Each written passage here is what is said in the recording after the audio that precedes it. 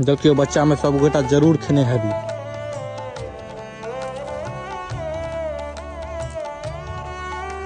की बना रहल छी? फूल। ये फूल बन रहल छै 10 में। हैं? हाँ। सबसे महंगा कते के छै? 30 रुपया के हाथी शक्तिमान।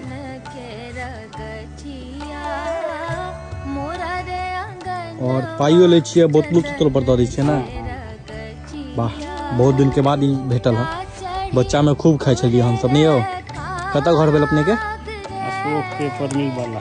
अशोक पेपर मिल वाला।